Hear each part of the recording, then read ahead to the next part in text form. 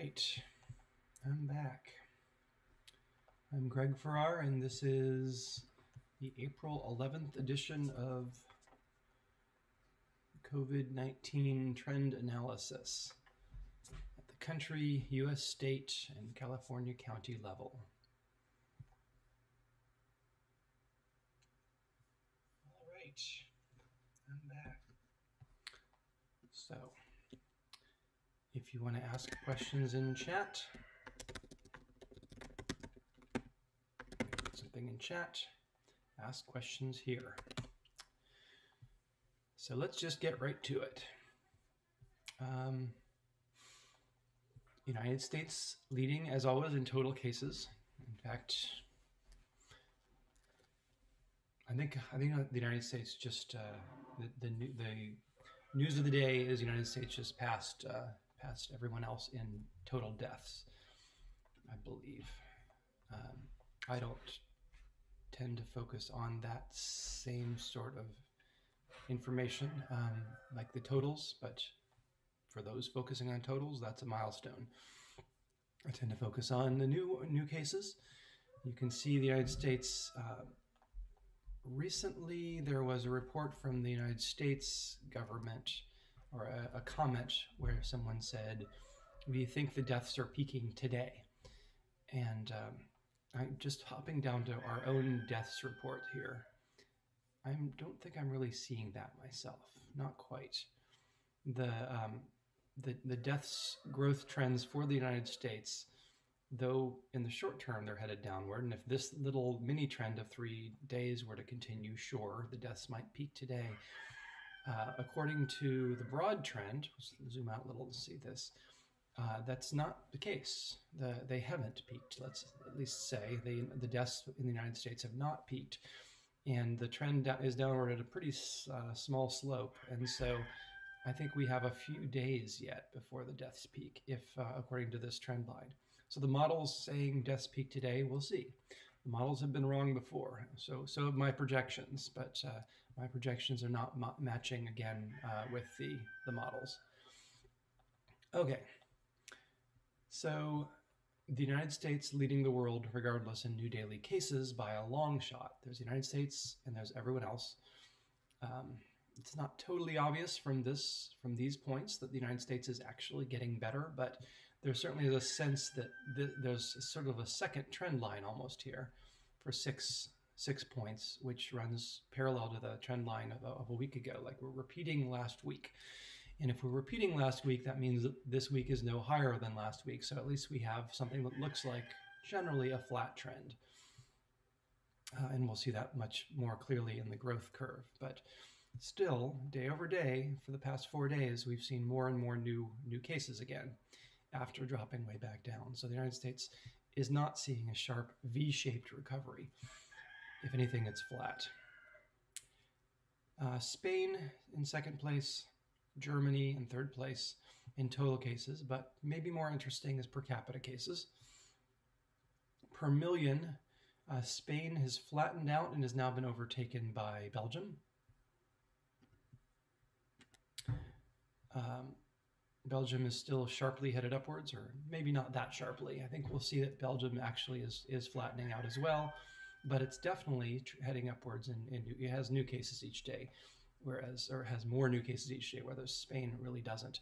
Here again, we're seeing a lot of these downward curves, these arcs, rather than just straight upward lines.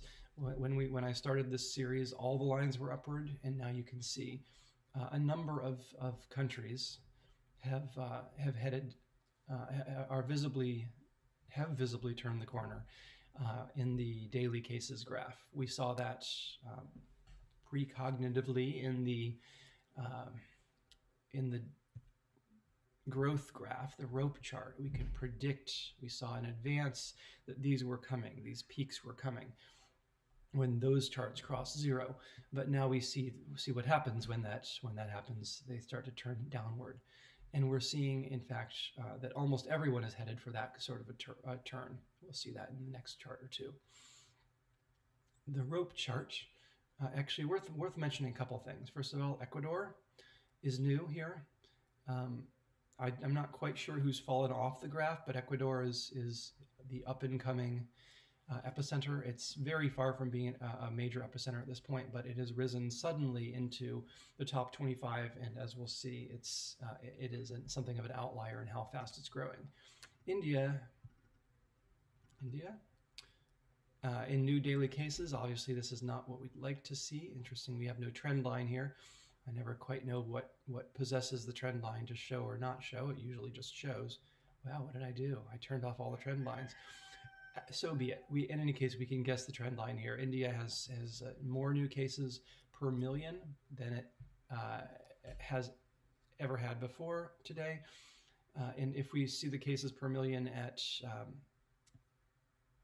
0.8 per million, that's not a very big number. If we look at all the rest, some of them are in the range of 200 per million. So India may be in trouble, but it is still less than 1 per million in cases. So the trend is upward, but it would have to go upward for quite a while before it would overtake some of these leaders here. And it has the capacity to do that because it has immense population. So here we are on a graph that actually has trend lines. And here's an outlier, South Korea. South Korea has always been one of the best stories of this particular multi-chapter novel. The South Korea chapter was that they got it early on. They got it all in one big piece, mostly in one particular location. And then they did a lot of testing, locked down, and it went away. And that's really pretty much the story of South Korea. And we can see 25% reduction in growth day over day in the most recent trend. In fact, the most recent point for South Korea is a 44% reduction of growth. South Korea is not long for this list at this rate. It will be passed by the likes of Ecuador pretty soon and will just disappear from the scene. So good work, South Korea. Australia, also good story. Again, everybody who's below zero here, all the countries below zero. I'm going to zoom in here so we can look more closely. Wow. Am I going to have this problem again on this graph? I am. I'm going to try reloading this page. Hope this doesn't ruin everything. The zooming was what killed me last time too. I don't know. This is a new bug. If it takes too long, I'll just head to the States. We already got a broad flavor of the countries. But at the country level, I guess let's not miss the broad flavor. The broad flavor is everything's heading down. All of them are heading down, almost. You may notice that that is no longer entirely true. Past few days, we've had everybody heading down, down towards this zero line. A bunch of them, maybe half of them are actually below zero, half of them are above. Well, now here's Ecuador, and Ecuador suddenly is doing a Turkey on us. Remember back in the day, Turkey had this crazy burst of growth, and then it has recovered to negative growth. Now Ecuador is doing this, and bursting into the top 25 with a very impressive series of 50% day-over-day growths. 50% is crazy growth. We see 20 as, I've usually talked about 20 as problematic. In a single day of 50 is not unusual. You will have outliers in these data sets, but 3 days in a row of 50% growth is definitely pointing to something. These are already averages. So these are average over 3 days. Over the past 3 days, Ecuador has seen an average of 50% growth. Actually, let's look back at this graph, cases per million. Oh, actually, let's look at this one just to get a sense. Just to get a sense of perspective here, the United States is seeing 35,000 every day. Now let's look at Ecuador. Ecuador, on this latest day, saw 2,000. And before that, it was at 500. Now, these are real numbers. 500 new cases, that's a lot. We see in some places 5 or 2 cases, especially looking at the California counties. Ecuador has a real number of cases here and growing, but this 2,000 number is all out of proportion, and that's what's pulling that 3-day average so high. But it's still nothing like. I wanted to just turn on the United States. Still nothing like the United States. It starts to show before it's just been a line at the bottom that you can hardly even see it moves, but now it's started to actually be playing in the league of the major players here. But like Spain and Italy, Ecuador is starting to look like it's got half as many as Spain and Italy. So these that are declining now are going to be passed by Ecuador if it has anything like the growth rate it just had for the past day. So I'm not sure what happened with Ecuador. Maybe this is maybe they were undercounting some way. Something like this happened in China in February, where suddenly they say, all right, we're going to count all presumed cases as real cases. And they threw 10 times more cases into the bin that day when they recategorized all those cases. Maybe that's what Ecuador is doing. I haven't heard that. But in any case, Ecuador is becoming a player, and yet still isn't. It's not like it's suddenly passed the United States or anything. So there's Ecuador, the sole outlier. Now, I'm guessing if we were to look below this 25th place, we'd see a lot of these. We'd see a lot of kind of weird, wild curves, because the fewer cases you get, the more extreme the curves can look. And just being in the top 25 tends to make these somewhat reasonable, because they have internal factors just through the large numbers. They have internal factors that kind of level them out. But Ecuador is looking wild, and just like Turkey did. Ecuador, however, is the only one that's looking wild. The rest of them are these perfectly straight lines, almost perfectly straight lines. Nobody's headed up. The winner is South Korea, we've mentioned, I think. Australia also, 14% day-over-day growth, according to the trend line. Clustered here around the 7% growth or so. We have Spain, Iran, Norway, Israel, Austria, all shrinking. Lots and lots of these countries shrinking in new growths. They've turned the corner. You're starting to see them head downward. Italy must be here somewhere. There's Italy. Italy is actually kind of flat right now. It's one of the least downward slanted lines, arguably still slanted downward, but Italy it's not quite over for Italy according to this graph. Italy has the potential, as we can see in the last 2 days, to shoot upwards again if things go sour. Meanwhile, at the top, ignoring Ecuador, we have Russia, we have Brazil. I can keep my eye on Brazil there. We have India, we have Sweden, also keeping my eye on Sweden. We have Turkey. Is that Turkey? I think so. These are all generally headed downward. The slopes of these some of them are kind of flat, but they all seem to be headed downward.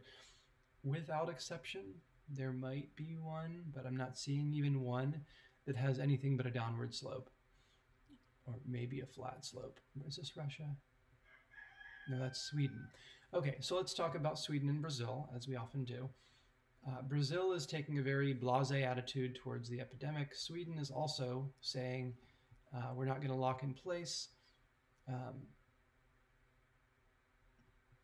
They're keeping, I think, the schools open, and they've got some things in place, but they're not doing the severe lockdowns of all the other countries, or most other countries. And I think you can see this having an effect, and a bad effect. They are flat, relatively. There's just a slight downward tilt to them. As we saw, every other country is headed downward. Every other country is improving its growth rate, except for Ecuador in the top 5, and anyone below the top 25. Ecuador in the 21st, I guess. That's just jumped into the top 25. And whatever strangeness we may have in the small numbers below the top 25. Some of those may be rising, but in the top 25, nobody is, except for Ecuador. And then there's Brazil and Sweden are probably, I'm guessing from what I saw, I'll take a look at it again right now, are the only ones that are flat. And so we have something of a controlled study happening here, which is, what if you take the 25 largest countries and you lock down 23 of them? I'm not sure that all 23 are locked down, but certainly United States, Spain, Italy, Germany, France, UK are, and I'm guessing that kind of all of these are pretty well locked down. I might be able to look into that. But if you lock down 23 of them and you don't lock down 2 of them, that's a controlled study to some degree. It's not randomized. You have cultural effects of different countries and so on, which can be very significant. But just at a first approximation, we see that the two countries that aren't doing that let's just say for sure, two of the countries that aren't doing serious lockdowns are also not getting better: Brazil and Sweden. And then of these other 23 countries, many or perhaps all of which are doing serious lockdowns, every single one of them, except Ecuador. I don't know much about Ecuador, about their lockdown status. Every single one of them is getting better. So that's compelling. Now, in terms of the growth of new cases worldwide, this again is not weighted by population. It's just treating all countries the same. So it only gives a very rough sense. We did see this number below zero yesterday and the day, this graph ending below zero, indicating that the country as a whole, or the world as a whole, had turned the corner and was heading towards negative growth. And then yesterday, 2 days ago, it was looking pretty good. Yesterday, it was looking a little less below zero, and today it's even less below zero. And if you sort of squint and see these, the clusters, the places the points are very close together, there's this interesting, almost perfect wave pattern. It starts about here and goes down. The clusters are thick here, they're thick here up, they're thick here down, they're thick here up, they're thick here down, they're thick here up. And now we're at the top of one of those waves and heading downward. At least that's how I see this. You really do kind of have to squint to see it. The trend of the wave is slightly downward, which is why the line is slightly downward. But we've just come off one of those peaks. If that's going to continue, and these peaks are 7 or 8 days long, maybe 7 days long, and I could wildly speculate they're related to the work week, but that's just wild guessing.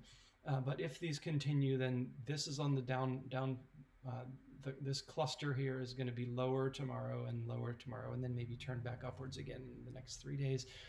But that being the case, this line is now just barely below zero, so it's a little bit worse looking than it was 2 days ago. We have less evidence that the world has turned the corner at this point as a whole. Still hitting zero growth, pretty good. We see all these countries heading downward, so it seems inevitable that this line will head below zero, barring some really extreme growth in somewhere like India. Ecuador probably doesn't have the population to significantly change this curve. Actually, this curve isn't dependent on population, but it doesn't have the population to change the overall number in the world anyway. This also isn't dependent on population. What am I saying? This one, for instance, Ecuador is never going to be, we can flash Ecuador down here. It is never going to be up here. I really hope Ecuador is never to 500,000 cases. I don't know the population of Ecuador, but I think 500,000 would be a whole lot of people for Ecuador. So, deaths then. I'm just going to go straight to deaths per million. The United States does lead in deaths, and that's kind of the news of the day. I don't even graph total deaths, but if we did, it would show that the United States total has passed other countries, the other leaders, I think, as of today. But in per million, this is the one that tells you more how countries are doing compared to each other. Belgium is pretty far ahead of everyone else in the number of cases per million. And look at this data point. They've just blown the roof off it in deaths, and that's strange. It kind of reminds you of Italy. Belgium does not have the population demographics of Italy, I don't believe, so it's hard to say quite what's going on here. It may just be noise. We've seen some points well above the line in the past, but with these last 2 points, Belgium is looking very high in new cases per million, and so their trend line has risen above everyone else. Good news is the usual recoveries are in Spain and Italy, very clearly having peaked in deaths.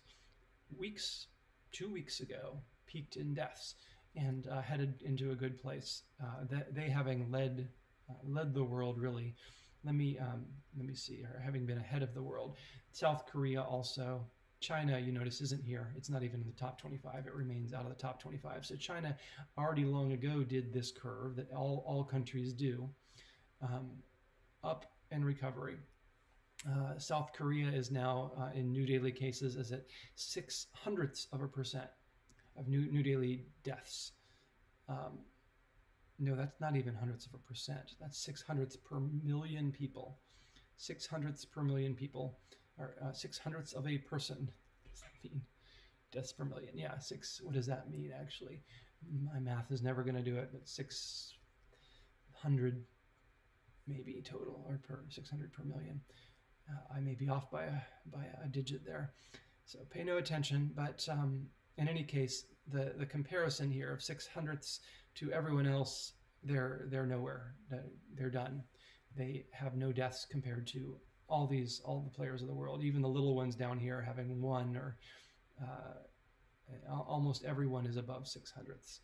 So South Korea seems to be done. They still need to keep an eye on it. They're still doing testing. Good. But they turned the corner. They finished their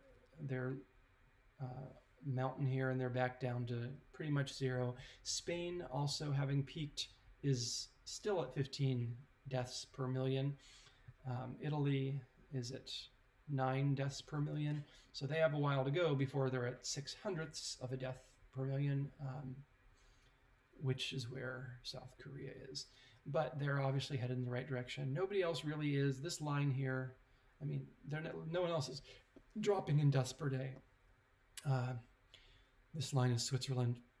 They're looking pretty good. Looks like they're flattening out. We'll see better in the next graph.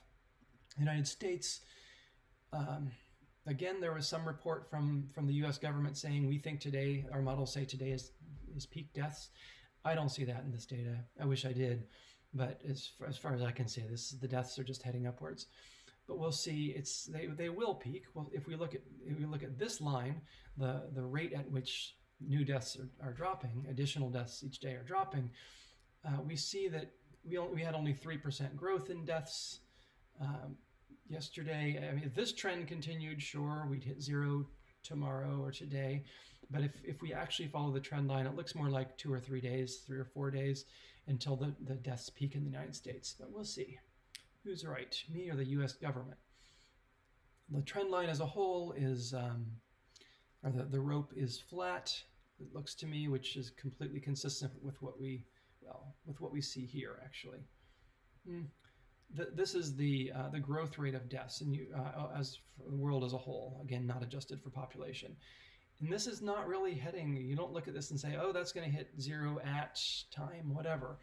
It's such a slight slope that it could be weeks, according to this trend line, weeks before it hits zero. We do have this one day where a lot of the mass is below zero. It seems like this one day is actually below zero. So that pulls the trend line down. If we see more of these, here again, we see a little of what I feel is a little bit of a wave of the center of mass of these points, but I don't have a formal analysis of that. In any case, the death rate is, the death peak for the world is, I'd say it's maybe in sight, because there really is a slight trend down from 13% here to about, really, 3%? No, that must be a different point. Maybe 6% today. So if we were to say, well, 2 weeks ago, is it now the 10th? Yeah. 2 weeks ago, it was at the peak of this line, and now here it is. Then 2 weeks from now, we could imagine the deaths would peak in the world as a whole. So my best guess today is 2 weeks till global death peak. When you look at the chart as a whole, it still seems pretty horizontal. I guess that's indicating the one below that we just saw indicates a slight downward trend. And maybe if you look at these, you kind of sense that more of them are going down than up, but that's not, it's nothing like what we saw with only Ecuador fighting the trend of everyone being down in new cases. Russia is the worst in growth of deaths, 20% new growth a day. This is that place where I say, wow, 20% is terrible, that's epidemic, but at least it's fairly flat and not rising too fast. It's almost worse to be Israel, where though you only have 18% growth a day, your rate is rising faster, and you can imagine that might head off to 30 or something in a few weeks if this trend doesn't change. Same with India. Looking again at India, the trend for deaths is certainly bad. India's death rate is rising. India has few cases, relatively few cases. They're not even in the top 20 in terms of new cases, but they're not super tiny either. They have made the top 25, and their death rate is rising. So kind of bad news for India right now. Brazil, interestingly, is seeing a downtrend in death rate. I think from what we saw in the graph above that says that they're horizontal in their new cases rate, I think that their death rate is probably heading back up in a bit, maybe a week or two. Brazil, again, is not doing much to seriously combat the disease and just kind of letting it run its course. And people individually are doing what they can to combat the disease, but without a governmental response, it may be that Brazil is going to be slower to recover. It will recover, but it may be slower to recover than some of these more draconian measures, states with more draconian measures like almost everyone. Sweden, death rate dropping, but still at 11 or 12%. Canada, death rate dropping. We'll look at this cluster at the bottom of the ones that actually have turned the corner. The countries where the death rates are when I said death rate dropping, I mean the growth of death rate was dropping for Sweden. It still has more and more deaths each day, but these are countries that have fewer and fewer deaths each day, not by much. They're all less than 5% in their daily negative growth. But Spain, South Korea, Australia, Netherlands, Italy, and Iran. So Spain and Italy again were ahead of the curve. South Korea was way ahead of the curve in terms of when they got this disease, and so we can certainly look to them as the sort of trend we can expect.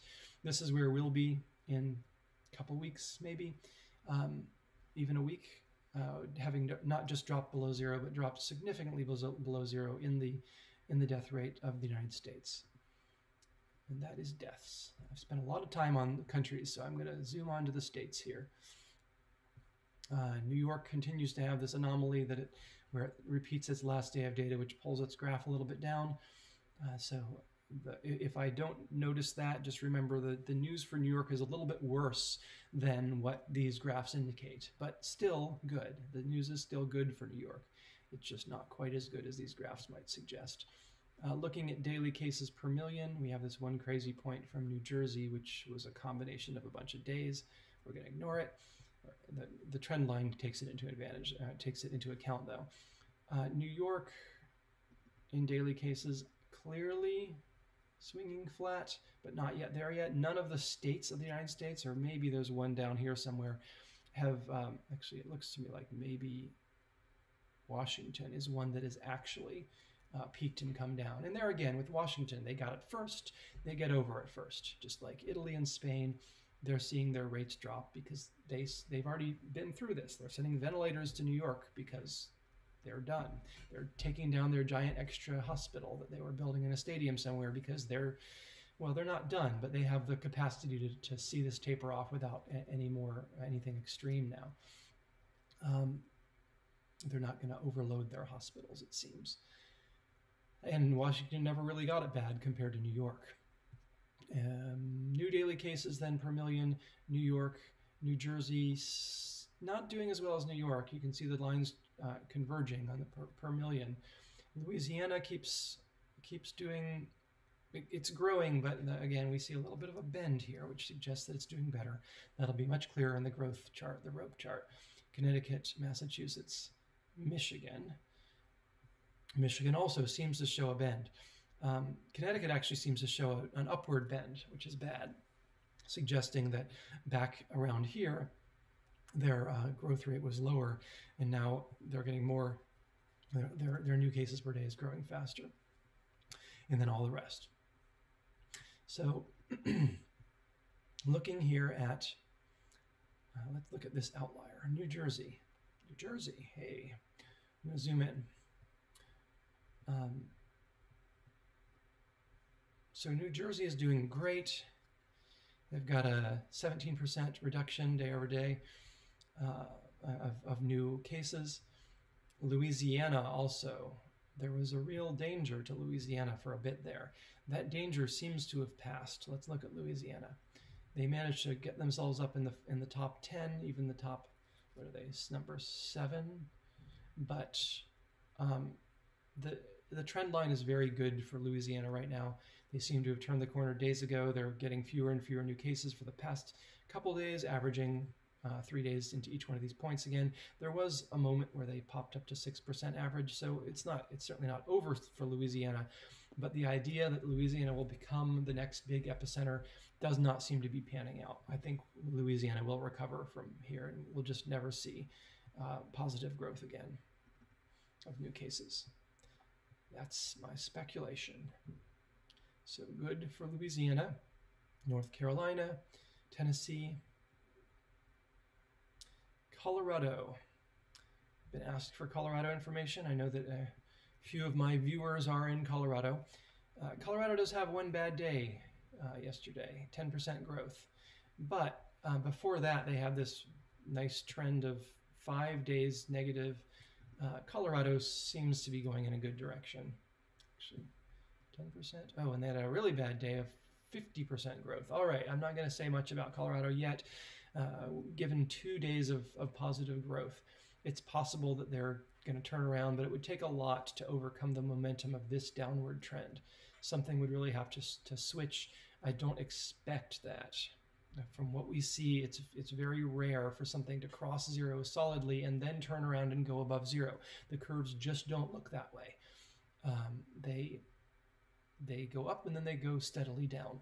So Colorado probably out of the woods, but 2 points of warning.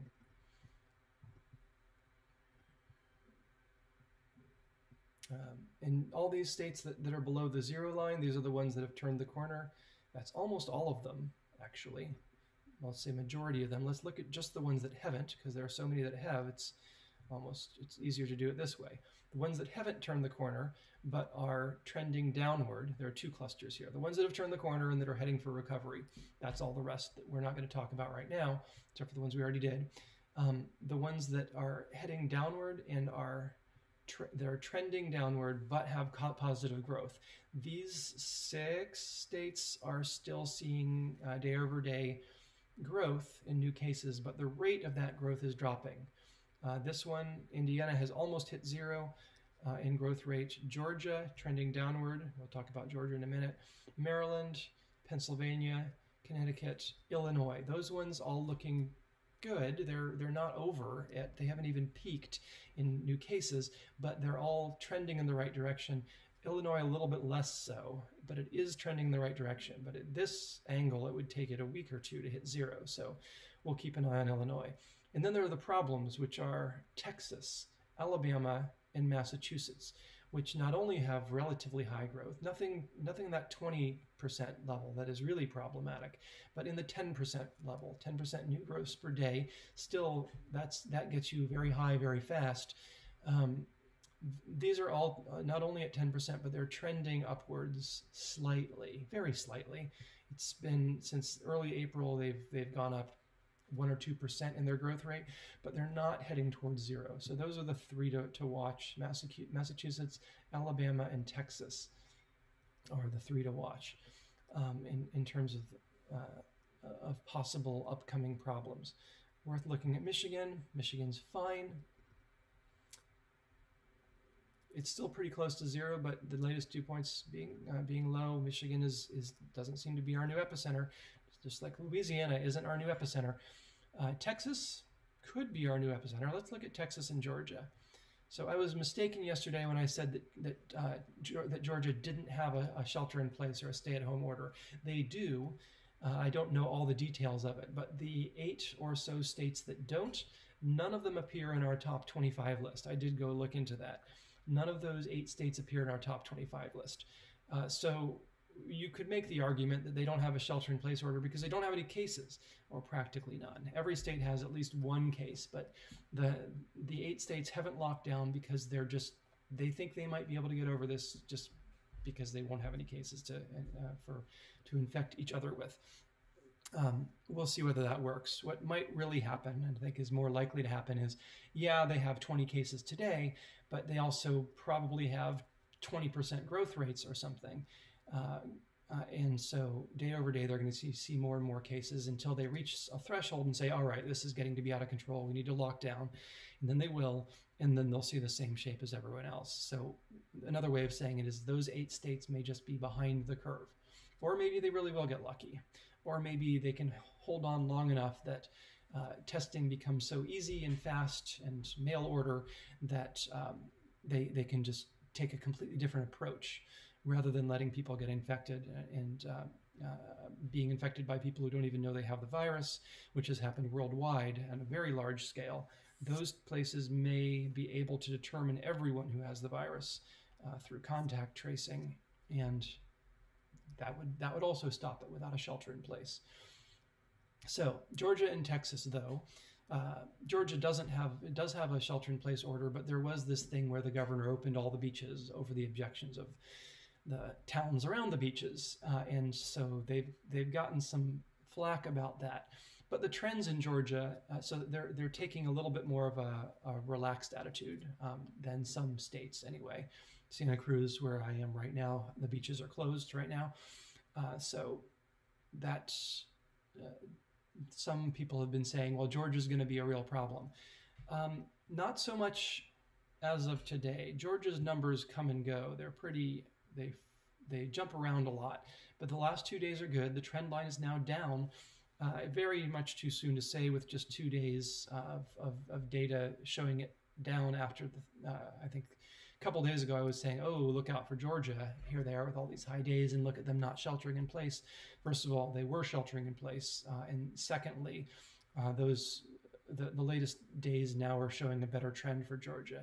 A very sharp downward trend over the past 4 days has brought this curve close to zero. So Georgia's looking okay. We'll keep an eye on it. Texas also has a little bit of a, don't tell us to stay home attitude, I think. They do have some degree of shelter in place active, though, because again, the top 25 do not contain any of the 8 states that haven't done a stay-at-home order. So Texas has an order and maybe isn't following it quite as carefully as some, but in the latest 4 days are showing the trend is flat. It's not bad. Their growth rate is 11%. That is kind of bad. They've got 11% growth rate. It's flat. Texas isn't looking so good right now. They did have a period of just 4 or 5 days ago when they were looking better, when they had a mini trend downward. But this is all noise, really. Individual points don't mean much. We really just look at the trend line, and the trend line says Texas is not on its way to recovery at this moment.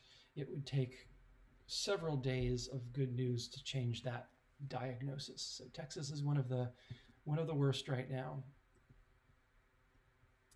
And here they are. They are the worst, actually. Texas, you're the worst.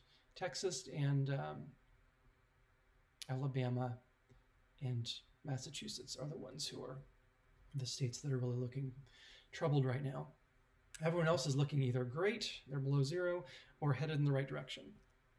Without exception, I think. Texas, Alabama, and Massachusetts. And let's look at California for a minute. California's looking good. It did turn the corner a few days ago, as it seemed it was.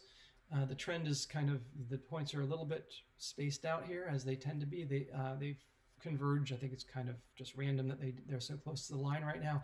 But the trend line looks very clear. California is seeing fewer new cases all the time. California's looking good. Population tested by state. I always like this one. Now that this data is actually, that's the other graph. Population tested by state. New York has tested well over 2% of its population. Again, I think that 0.4% of the population is a pretty good number. I think testing at the 0.4 level is enough to solve the epidemic. It turns it around in a matter of days. If you do smart testing of the people and whoever they've come in contact with, and you have only 0.4 of the population worth of tests available, that will be enough, I think. We've seen that in South Korea. They're doing even better now, but when they turned it around, they were only at about 0.4.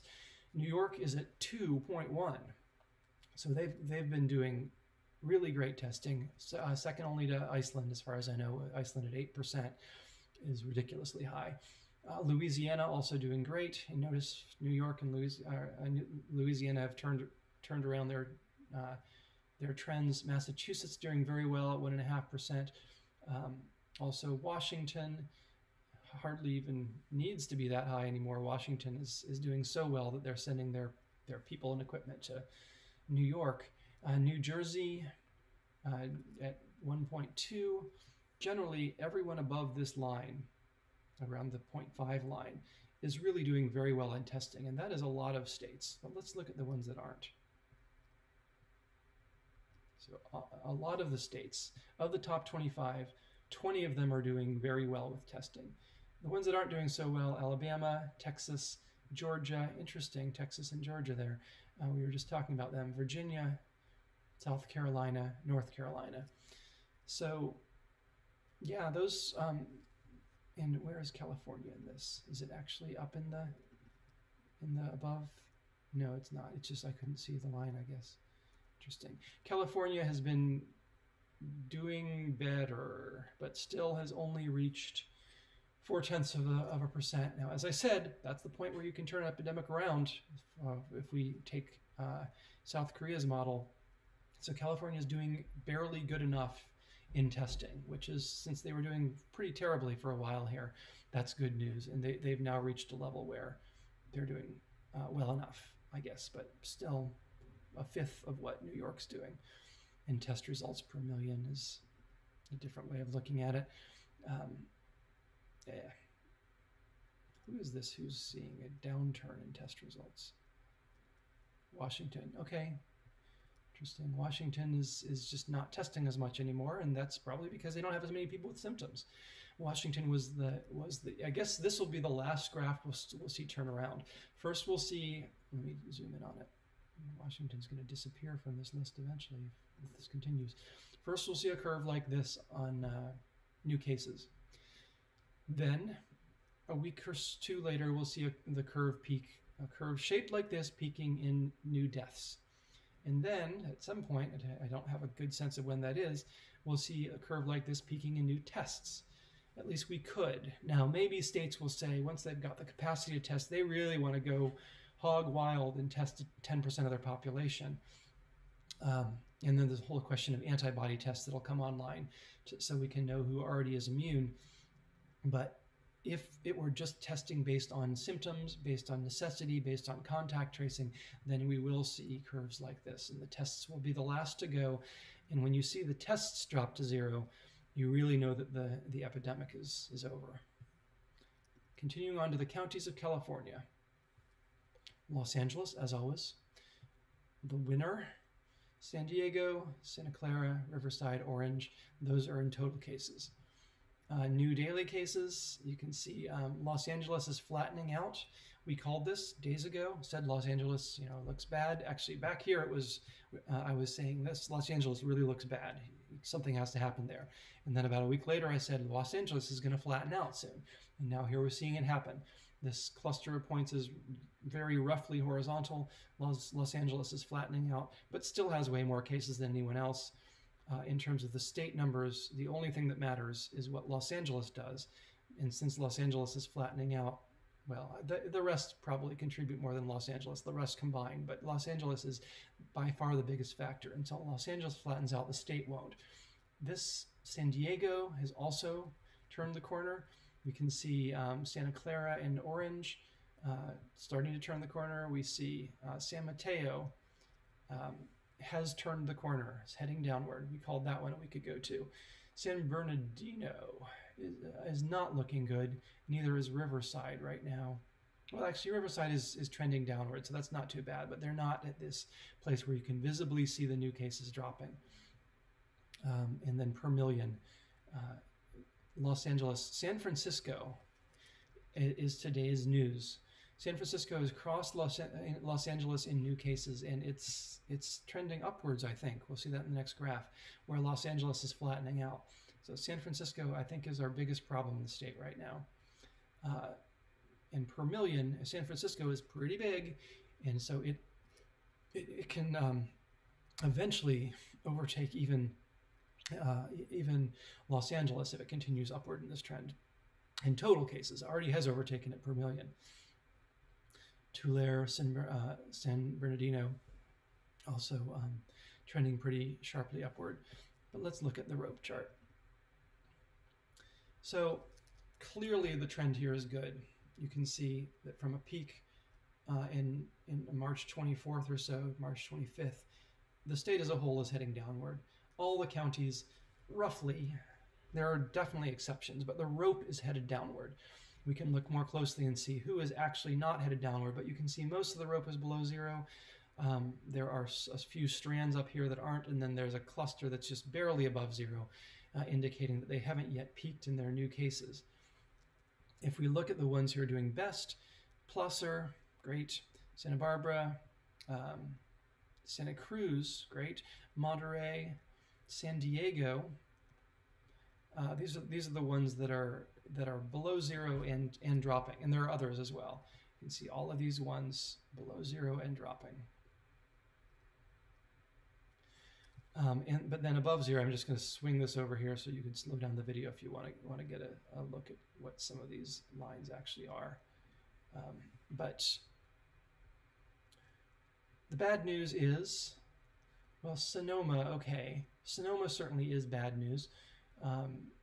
22% and growing rapidly. Similarly, but San Francisco is really much worse news for the state as a whole because it's also high, 17%, also growing pretty rapidly, and the percentage is growing rapidly. So it's going to be 20% tomorrow or the next day if this trend continues. San Francisco has got not just that almost 20% out of control exponential growth that we're seeing, but it's accelerating. So San Francisco is really the worst news here. We can look at Sonoma, sure, it's similar and just as bad as San Francisco in the shape of its curve, but if we actually look at total cases, San Francisco,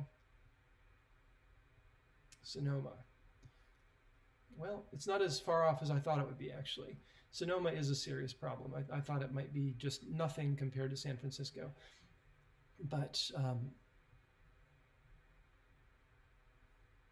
yeah, Sonoma is, all the counties are relatively low, and none of them are in the New York range at all. Like we're talking hundreds of cases, not tens of thousands. But yeah, Sonoma has the potential to become a new epicenter here. It doesn't have the population of San Francisco, but it has runaway growth and it has population enough to be a problem.